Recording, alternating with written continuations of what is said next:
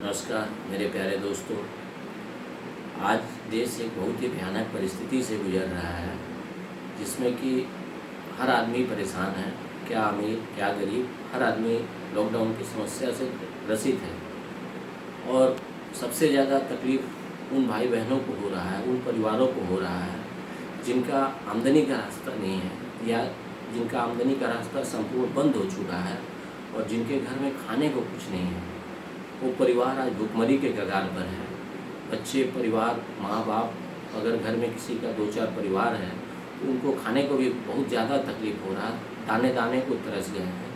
तो हमारी बस सरकार से यही विनती है, सरकार हमारे माई बाप होते हैं, जिस तरह हम अपने घर के बड़े बुजुर्ग से उम्मीद रखते हैं उसी तरह हम अपने सरकार से, केंद्रीय सरकार हो या राज्य सरकार हो, सबसे यही विनती करना चाहते हैं कि आप लोग कम से कम जनता के ऊपर इस तरह का कृपा करिए कि कम से कम और कुछ ना तो उसे कुछ खाने को तो मिल जाए। आप लोग केंद्र सरकार हो या राज्य सरकार हो, सभी लॉकडाउन को बढ़ाना चाहते हैं। लॉकडाउन बढ़ाना उचित भी है, इसका हम समर्थक हम भी हैं। लेकिन अगर हम लॉकडाउन ही केवल बढ़ाते रहेंगे और उसका कोई उपाय नहीं मिलेगा तो किस तरह से ये आदमी परिवार बचेगा। या तो हम भूखमरी के कारण मर जाएंगे या कोरोना के कारण तो हमको मरना ही है। तो आप सबसे यही विनती है, आप केंद्र सरकार हो या राज्य सरकार हो, वादे तो बहुत किए गए, बहुत तरह का घोषणाएं हुई, केंद्र कर रहे हो या राज्य सरकार हो, लेकिन कहीं ज़मीनी स्तर पर किसी को कोई सुविधा नहीं मिल रहा है। गरीब आदमी लाचार है, त्रस्त है। और सबसे बड़ा समस्या रेड जोन में हो रहा है, जहाँ की दुकानें बंद हो चुकी है, दुकान को खोला नहीं जा रहा है और दुकान कहीं खुल भी रहा है, चोरी छिपे अगर कोई सामान भी दे रहा है तो दुकानदार बोल रहा है मेरे पास सामान नहीं है। पुलिस नंबर दे रही है कि आप अपने एरिया में ऑनलाइन सामान मंगाइए, लेकिन दुकानदार बोल रहा है हमको सामान ही नहीं मिल रहा है, तो हम कहाँ से सामान आपको दें। तो इस परिस्थिति में कैसे जीवन का गुजारा होगा।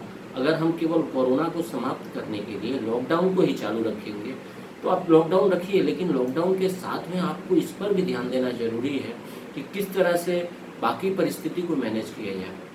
आदमी हम नहीं चाहते हैं कि आप हर तरह का सुविधा दे जाए, जो यह परिस्थिति जिस तरह पहले था उस तरह हो जाए, क्योंकि वो संभव नहीं है।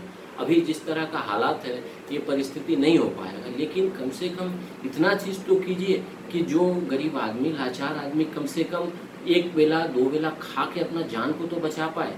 अगर वो मर ही जाएगा तो फिर कोरोना का क्या फ़ायदा है, फिर लॉकडाउन का क्या फ़ायदा। आप एक जान को बचाने के लिए पूरे समाज को लॉकडाउन कर रहे हैं, लेकिन लॉकडाउन का फ़ायदा तो तब मिले जब सभी प्राणी बच पाएँ।